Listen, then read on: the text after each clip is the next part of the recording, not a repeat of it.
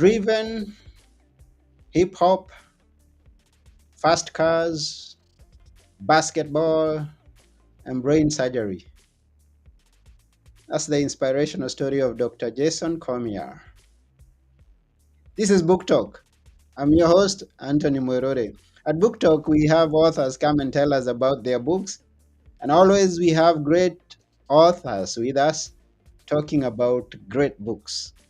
I believe this is a great book, and I'm eager to go and find out what's in that book with such a great title. Now, please, I'll ask you to join me as we go and meet Dr. Jason shortly. And remember to share this with all your friends. If you have a question, please ask. We try our level best to answer it. If you make a comment, we love feedback. We appreciate you. So, thank you very much in advance. And now, without taking one more minute, I would like you to join me as we go together to meet Dr. Jason. Here we go.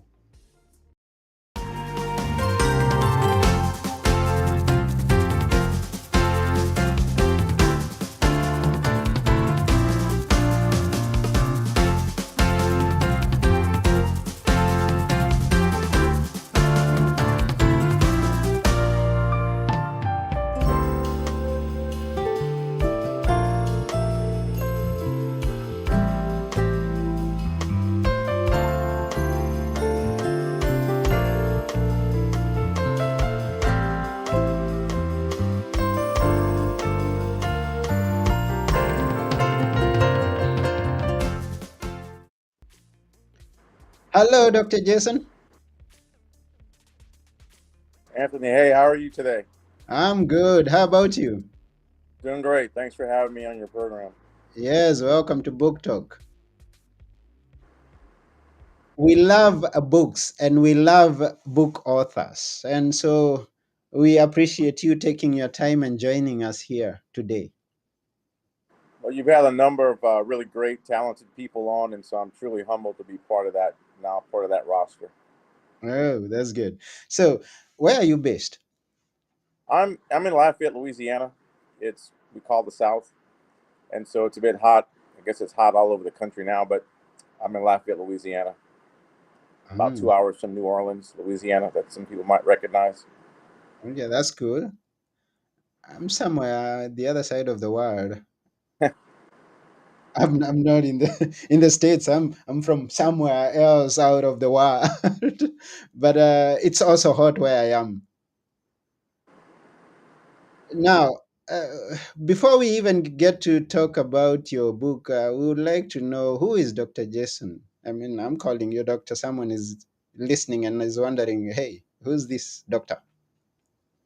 So, it's an interesting question because, I have a number of passions, and I pursue those passions really with all I have when I enter in whichever, I guess, personality I am in at that time. So, as a doctor, I'm a neurosurgeon.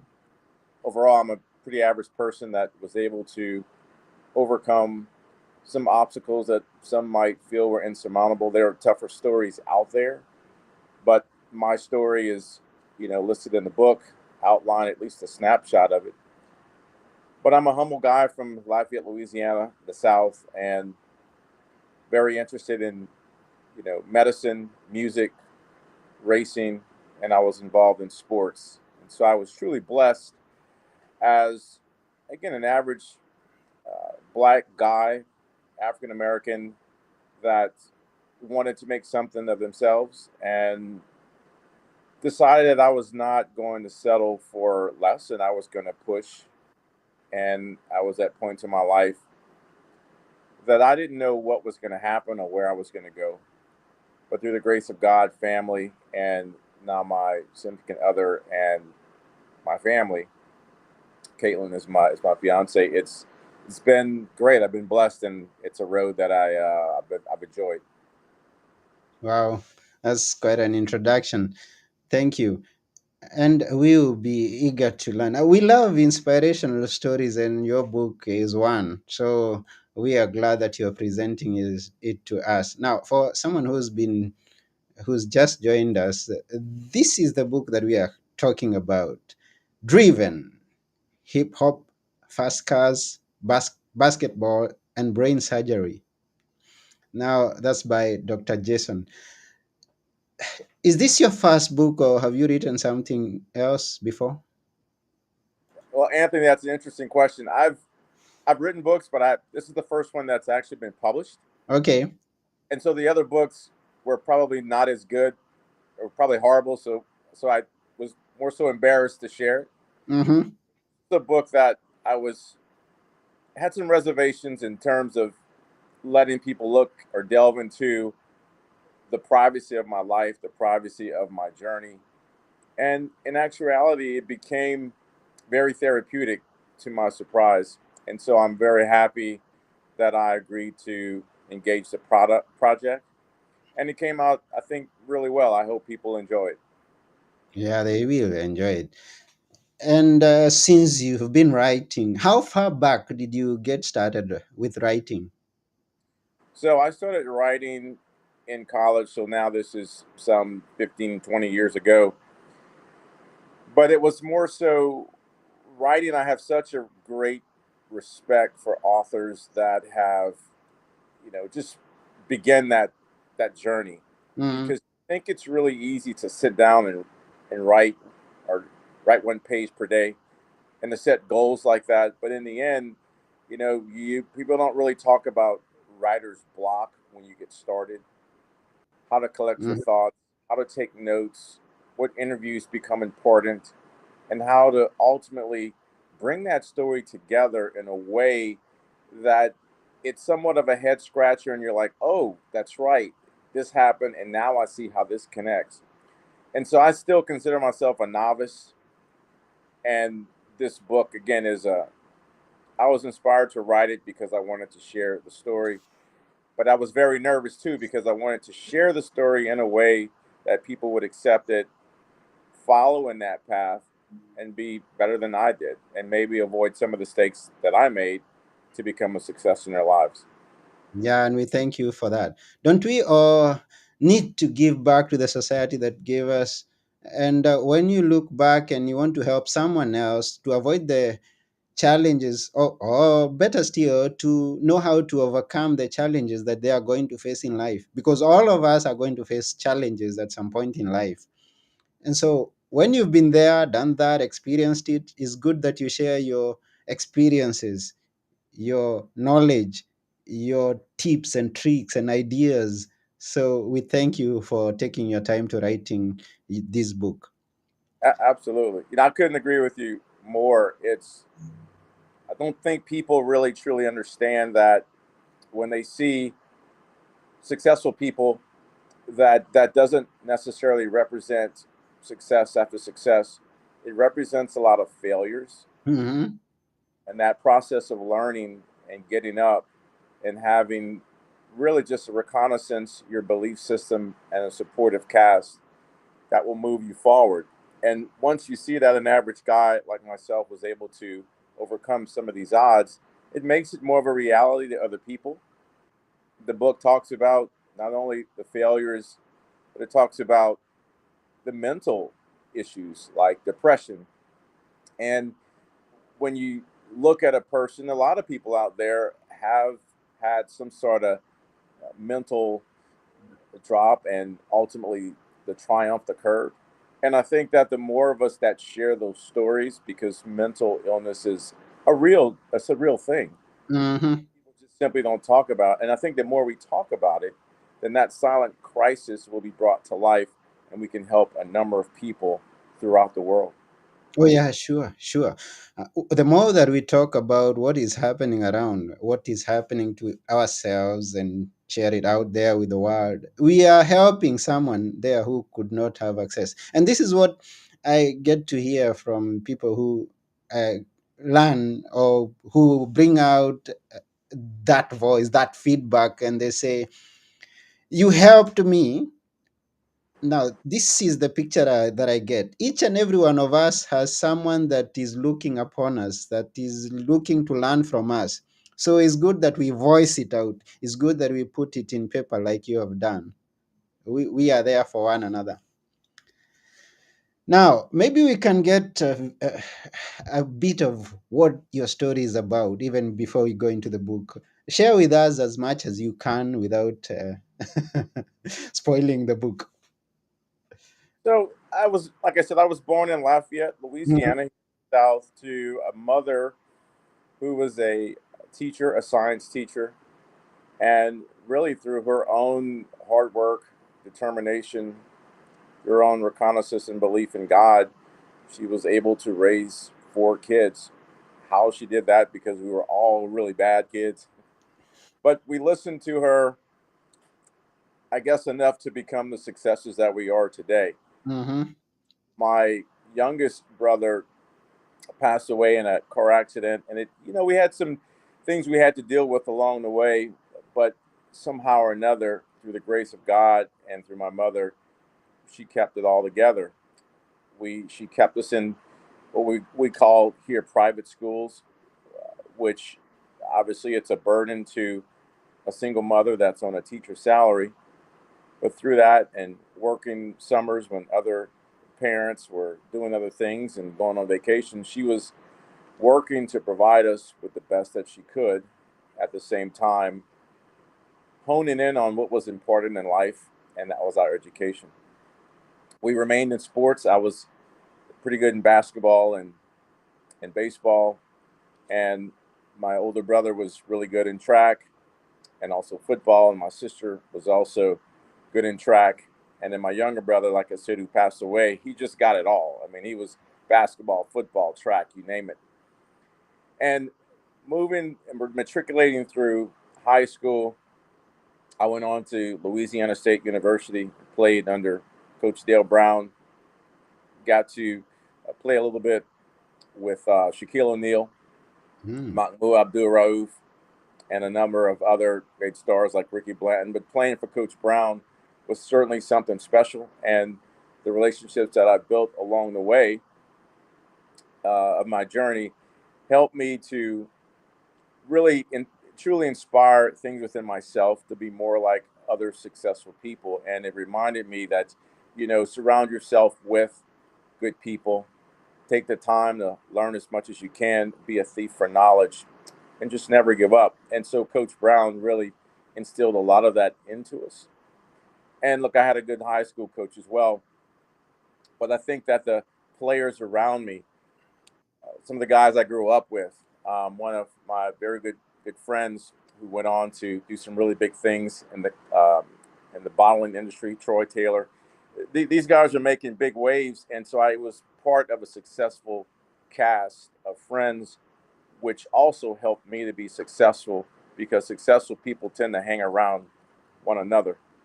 If Mm. you want to fail, then hang around with failures. I guess that's probably the best way I can say that.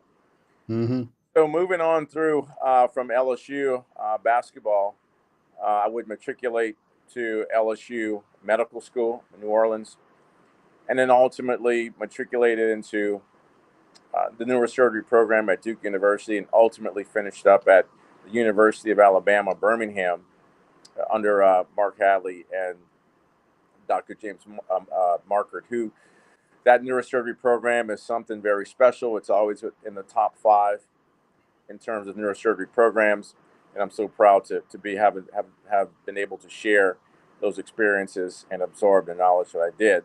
I Mhm. returned home to Lafayette, Louisiana, where I was from, after some many years, and began my practice here. And I was fully embraced. I joined a group by the name of Acadiana Neurosurgery, which is a group that was started by Dr. Alan Napley, who we're still good friends today, and a complement of other neurosurgeons locally here that I've now been able to operate with, and we have several collaborations together in the operating room. And so that ability to be embraced was very important, to be able to come home and provide the knowledge that I learned um, during training and other experiences. So the through residency and through the neurosurgery portions of it, I really love racing. And I think I have my brother John to blame for that. Racing, people don't realize racing doesn't start in the car. It starts in the bathroom. Who can brush their teeth the quickest, or who can get to the light switch the quickest? That's where it starts. And I think any racer will tell you that. And so my brother John drove fast cars all the time, and so it was a natural, I guess, migration or embracement by myself. And so I love it, and that's where the engagement to different racing organizations came from.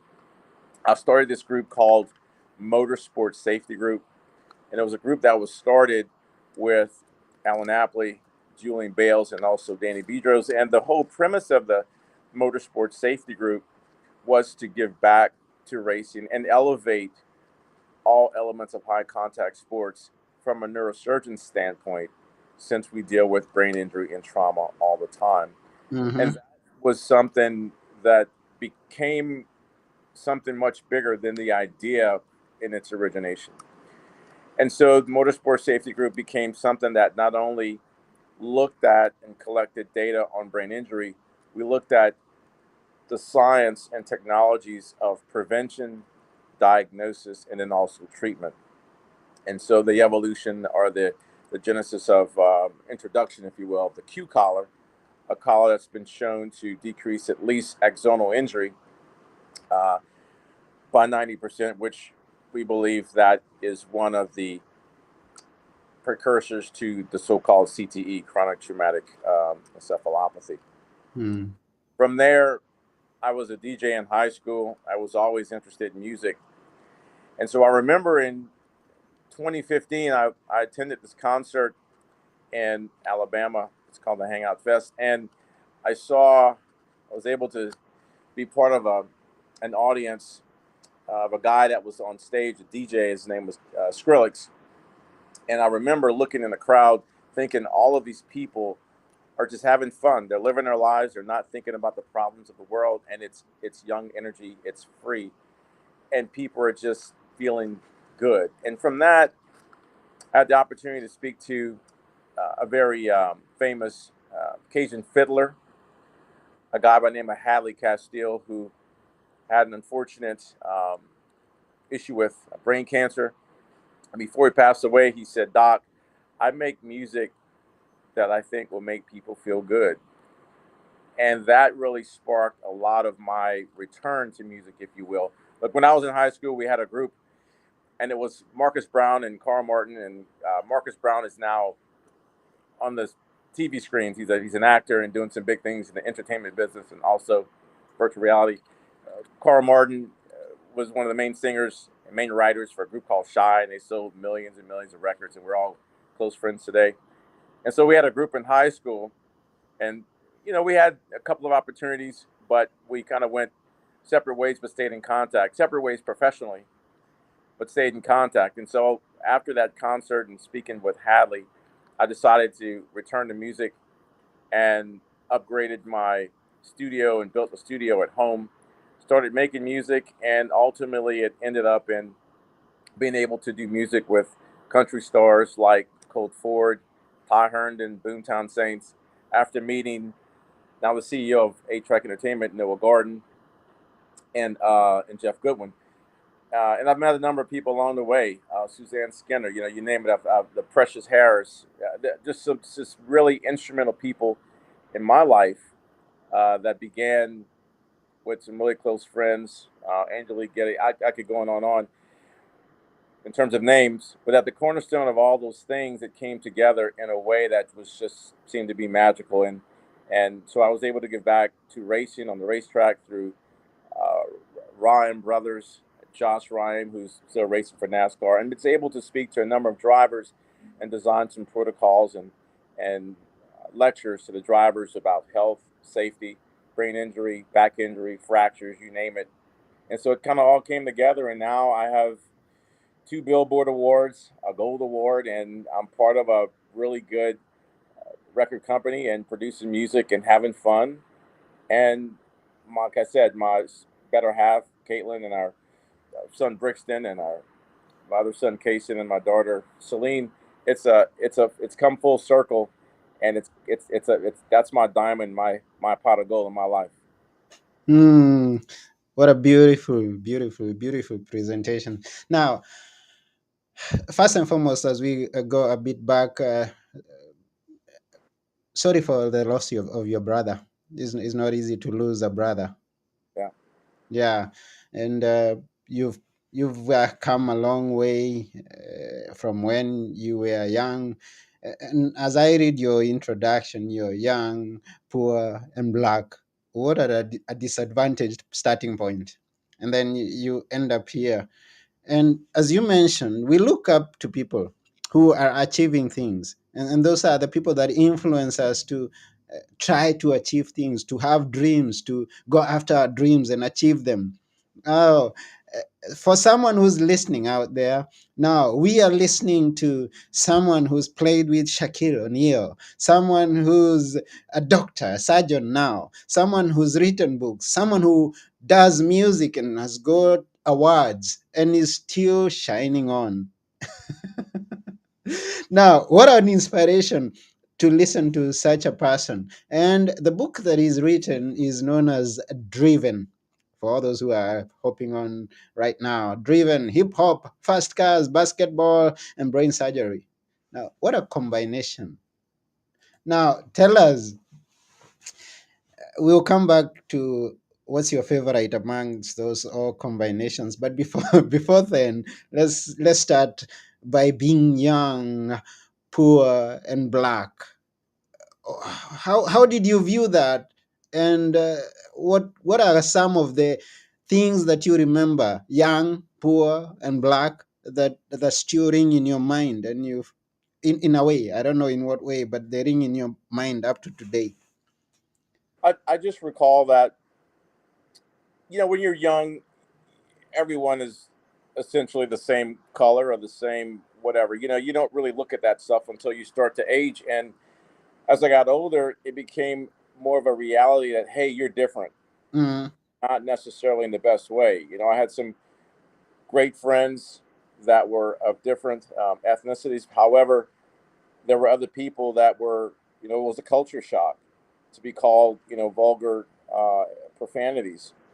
And those things as a kid, so as a kid, you realize we don't live in a big house. We live in a house where we have to deal with insects and flies and rodents here and there. And look, that some people might say that's just the South, but we would go to some of these other houses, and the houses were like castles. They were like museums, and here we are struggling to eat at night. And my mother was doing the best she could, but we had not only mental abuse, emotional abuse, physical abuse, you name it. There was a lot of frustration and the realization that, hey, I'm really different, and I am one of the have nots. It's not necessarily our fault. Maybe that's just the way it is. But my mother instilled love, and she worked hard. So those things allowed us to take advantage of opportunities that we had to make ourselves better. mm-hmm, Exposure allowed us to see that, yes, I can do better for myself, and this is what I want. So when you're young and you're poor and you're a kid and there are some profanities, you some of those things become scars, but you ultimately have to decide how you're going to deal with those scars. Is it going to empower you, or is it going to break you? And for me, I think what I think readers receive from this reading this book is that I'm still a human being. I'm not a superhero at all. I made some mistakes, and through those mistakes, I simply looked within myself, and with the help of God and surrounding people surrounding me, I decided I wanted more, and I deserved it, and I also owed that to those that were around me, those that also helped me. yes, that's beautiful.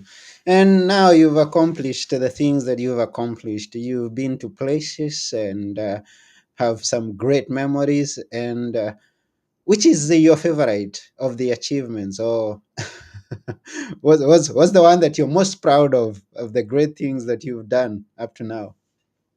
My family. Your family. My Wow, that's a good one. Your I, family. if I were to lose it all, my family's my pot of gold, and that's what gets me up in the morning. Mm-hmm. That's why I am driven today. It's one of those things where I have, like many people, I have demons. Like I said, I went through some mental issues where sometimes I look in the mirror, and with all the accolades that I have, I look in the mirror, and the man facing me in the mirror, I look at him and I go, "What are you going to do with your life?" And so for some person that looks at my resume, they're like, "Are you kidding me?" So if people are more proud of you, I went through things where my I felt like my mother really wasn't proud of me. So becoming a neurosurgeon wasn't enough. Becoming a producer or an engineer wasn't enough. Being involved with racing or being involved with the FDA, et cetera, it wasn't enough. And so I was always pushing to make her proud, to make others proud. And so I think for mothers listening to this, your sons or your daughters really listen to you. And I would challenge you to understand before saying certain things. It can scar your child because ultimately they're looking for your approval. And if Mm, they don't get that approval, they're going to push and push and push. And sometimes it's to a potential detriment. My co author, when we had conversations, he said, "What would happen if your mother told you that she loved you more? What would you think of your accomplishments?" And I said, honestly, I probably would have accomplished a lot less, but I might have appreciated it a whole lot more. So love is a really big deal. And I think that of all the accomplishments, my family is the biggest one. And when the lights shut down and you look back on your life, that's who you want to be with. When I can no longer operate anymore, and I can no longer be in racing anymore or produce music, and certainly sports, at the end of the day, your pot of gold is surrounding you, and that is your family and your mm. God. That's a good one. Yeah, thank you very much. We are talking about driven, and I want to scan through the chapters, and I will mention one or two. Maybe you can just tell us what's going on there. Uh, Chapter number 4, you are wrongly accused in the cafeteria. What's that? So in the cafeteria, this was in high school, and Mhm. we were at the time, it was cool to cut different things in your hair, if you will. And so we would like cut it like put a part or hash mark. And at the time, it was in rapping, rappers started cutting different symbols in their hair, and we were kind of doing that sort of thing as well, trying to belong to something, even though we were all poor. And oddly enough, I mean, a lot of the black kids at the school did hang out together because there, quite frankly, wasn't many of us at all. Now we had a lot of friends of the opposite color that we were very close to, and they became real brothers through sports. Now outside of that, it was difficult to really break down some of those barriers. And so in the cafeteria line, there was basically someone that said something. None of us or made a comment to one of the really nice ladies behind the food service line, and we all got called to the office, and we were like wondering why are we being called to the office. And the story was that, well, one of the black kids that had some sort of cult symbol etched in her head was the one that made the comment, and it was something to the effect of pick that bread up. Well, all of us, none of us were like that. None of us would say things like that because we knew our parents would would whip us really harshly. And Mm-hmm. so we were told, okay, tomorrow, what I want you to do, this is by the principal, we were told that we want you guys to bring or do something nice for this cafeteria lady, bring her a flower or something. And we were naive. We said, you know what, it's fine, we didn't do it, but we'll bring a flower to apologize. We didn't want to start any trouble or get suspended or something. We were terrified. I mean, we're different. Mm. When it got back to our parents at home, I remember my buddy Troy Taylor's mom said, "No way, you guys are not bringing anything. And my mother jumped in, and the whole crusade became a platoon that was at our school at 6:30 the very next morning. And I got to be honest with you, the principal was sweating. They were like, "No, we're going to take our kids out of here. We're going to take them elsewhere, and you guys can take this high school, and they'll be done." And that was the first time I'd ever seen something like that happen, and because we didn't do anything, but it Mm, was one of those things where we got nailed. It was someone said black, and that was it. And we were told to do something. We were going to follow, and our parents stood up for us. And I think that was probably something very key in our development to say, no, we don't have to stand for things that are just unjust. mm, that's cool. Now, the book has got so many chapters. How big is the book? The book is about 230 pages, so the chapters are relatively short. I think Okay. it's a really easy read. It starts off with an ER scenario, an emergency room scenario of a lady who is one of my miracle patients, and then it ends with again the music and the essences of what I believe leads you to success Mm-hmm. for me. And just through those from chapter one, and I think there's like 43 chapters or so, but these are short chapters, a very easy read. My fiance read the book literally in about 3 hours, and now she's very smart, but she read it in 3 hours. And I think it's a very easy read, something that you would delve into and read in an afternoon. So please don't let the chapters, 43 chapters, um, scare you. But they're involved. There are real people in there.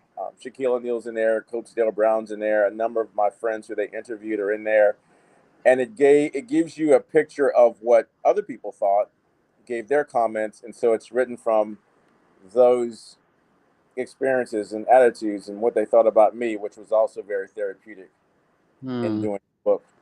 Wow, it's beautiful. And for anyone who's listening or watching now, this book has got great reviews. Now, talking of the chapters, they are great titles, and I'm curious to go and find out. Um, Returning home to practice, and then there's a chapter that's saying, "Hey, we are going to win this game." So, uh, yeah, returning home to practice was basically after training, I came back home to practice medicine mhm, and to win the game. So when I perform not only brain surgery but spine surgery, I have what we call industry reps or spine reps that come into the operating room and they provide the instrumentation that we use to implant into patients to reconstruct their back or their neck. And so when a piece of instrumentation or device isn't acting appropriately the way it should, and we're having some struggles, we have to figure out a way. There are challenges. You have to have mhm, plan B, plan C, etc. There was a naval SEAL that had this comment, and the comment was, under stress, we don't rise to the level of our expectations. We fall to the level of our training. That's why we train hard. mm, And so, what I tell the reps in the room, the spine reps, is that success is a lease, and rent is due every day. And so, somewhere or another, we're going to win this game. We have to win this game. We can't have bad days. We can have challenges, but not bad days. So, one way or another, we're going to win this game. wow. Yeah, we're gonna win this game. This is Driven that we are talking about. Is a book written by Jason Cormier, and there's a co-author that we haven't mentioned. Who's the co-author? Mike. Mike Harris. Okay. Mike, Mike has written several books, and he took this project on, and we did this together. And just a really good person who really had a number of other things on his table, but he got to know me through his wife, Precious, who is really big in the music business. Precious Harris, she's responsible for so many different country music stars. Everyone knows her in Nashville. She is Miss Nashville, I would say. And Mike and I developed a pretty good relationship. He would listen to my music, and he was also another pusher, I guess, of you should really do this book, and I'll help along the way, and we did it, and it was again. I have him to thank for it being such a great project, easy project. At times, there were times where I had to walk away from the project because some stories were hard to, some experiences were difficult to talk about, but we did it in such a way that it was truly therapeutic, and I can't thank him enough. Wow. Towards the end of the book, there's a question. And this is how we are going to come to closer to the end of the episode. The question is the secret to success? Yes. So I think everyone has their own secrets to success. Like I said, there's so many different ways that you can define it.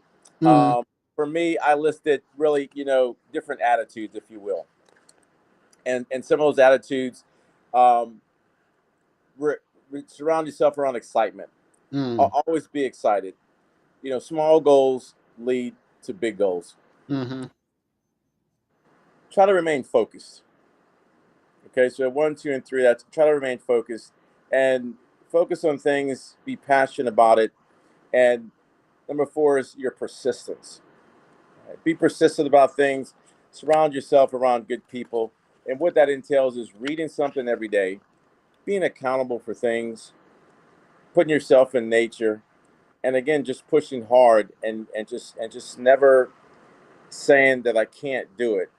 Or if someone says I can't do something or you can't do it, it means that I can't do it with you. But eventually, I'm going to find a way. I think the next one is also see challenges, not obstacles. Everyone has obstacles, but just look at it as a challenge. mm. For sure, you're going to find a way to get over it. Look at education as a discovery. Be a thief for knowledge. Surround yourself again by people that can help you and benefit you. If they're not, then you're really kind of wasting the air around you. And the last one is be inspired so that you can inspire others. Share your story, share your feelings, because truthfully, it has been really at the cornerstone of, again, what I call my pot of gold. It helps build your mental toughness. And when we think about mental toughness, it's a state of well being. And there's an emotional standpoint of that, there's a social aspect of it, there's a financial aspect, and a physical aspect of that. And it allows us to mitigate some of the challenges that, again, many people might think are so insurmountable. If you focus on positive thoughts, that will yield positive outcomes. If you focus on negative thoughts, it will yield negative outcomes. And so, mental toughness can build physical toughness. You can lift 200, 300, 400 pounds. If you don't have mental toughness, you're not going to make it through. Wow, wow, wow. To everyone who's listening or watching out there, this is Dr. Jason. Now, he is a brain surgeon. He is a fan of basketball and also played it. He loves fast cars and music. And most of all, he loves his family. Now, the book that we are talking about is Driven. And as we come to the end of this show, we ask you to go and get that book. Go and get that book. Now, Dr. Jason, thank you very, very, very much for sharing with us your words. Just the words that we've picked from this episode are quite important and quite inspiring, and we thank you for that. And for those listening, you can imagine what's in that book. We thank you, Dr. Jason. Anthony, thank you for having me on your program again. It's feel privileged and humbled to be part of now your roster of some really great people before me. I'm very happy. Thank you. Thank you very much. We've come to the end of today's episode. This is Book Talk. I've been your host, Anthony Morore. And together with Jason Cormier, Dr. Jason Cormier, we're saying bye for now and stay driven. Bye. Bye bye. Thank you. Yeah.